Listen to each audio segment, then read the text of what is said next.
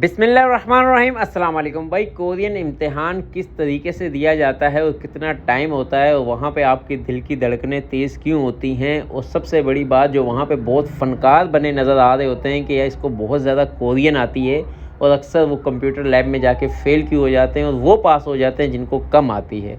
मैं आपको बीच की राज की बातें कुछ बताता हूँ कि कंप्यूटर लैब में होता क्या है।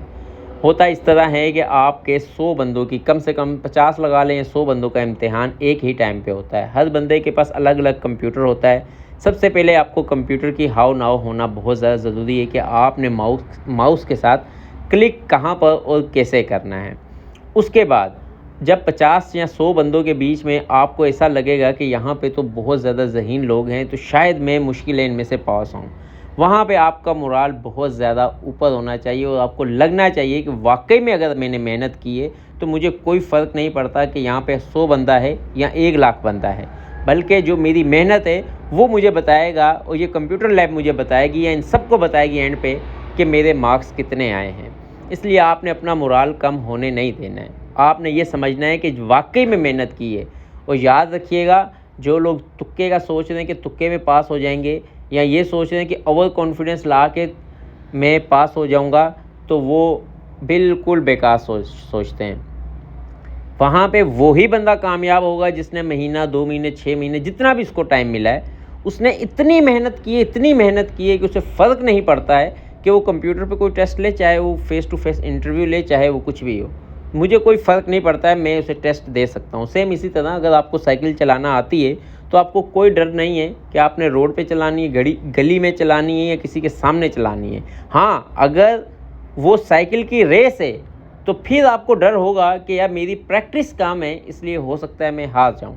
इसी तरह ये टेस्ट में जिसकी प्रैक्टिस सबसे ज़्यादा होगी, ये वही रेस है। इसमें वही जीतेगा जिसकी प्रैक्टिस, जिसकी मेहनत ज़्यादा होगी। इसमें किसी की सिफारिश नहीं चलनी है, किसी का ओवर कॉन्फिडेंस नहीं चलना है, किसी का लो कॉन्फिडेंस नहीं चलना है, और किसी का भाई एक और या किसी का कोई एक और या किसी का कुछ भी नहीं चलना है। सिर्फ आपकी मेहनत चलनी है। आपका वहाँ पर एक एक सेकंड बहुत ज़्यादा इम्पोर्टेंट है।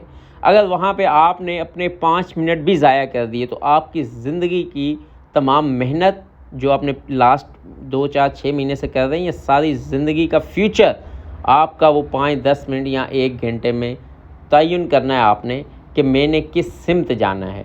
इसलिए भाइयों, जब आप कंप्यूटर लैब में दाखिल हों, दुरूद पाक पढ़ने के बाद बिस्मिल्लाह पढ़ के आपने अपनी तैयारी, अपना फोकस, अपना दिमाग सिर्फ़ और सिर्फ कोरियन ज़बान पे रखना है। ये बिल्कुल नहीं सोचना है कि मेरे आगे कौन बैठा हुआ है, मेरे पीछे कौन बैठा हुआ है, जो मुझसे पहले गए हैं वो कितने पास हुए, कितने फ़ेल हुए हैं, जो मेरे बाद आएंगे वो कितने फ़ेल होंगे, कितने पास होंगे, मैं कोरिया कब जाऊँगा। ऐसा कोई सवाल दिमाग में नहीं लाना है। सिर्फ़ और सिर्फ कोरियन ज़बान और आपका कंप्यूटर और आपका टेस्ट है, वो आप अल्लाह के हुक्म से पास करें। इंशाअल्लाह ताला आपका फ़ोकस होगा, आपकी मेहनत होगी, तो इंशाअल्लाह ज़रूर पास हो जाएंगे। आज तक के लिए इतना ही काफ़ी। अपना और अपने दोस्तों का ख्याल रखिएगा।